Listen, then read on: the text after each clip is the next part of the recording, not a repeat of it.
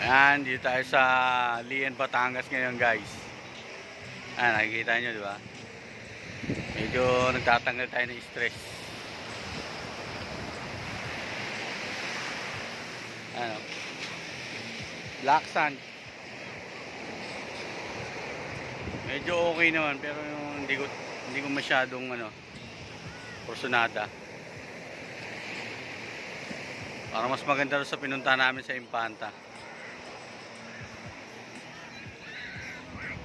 Ang lakas ng alon, no?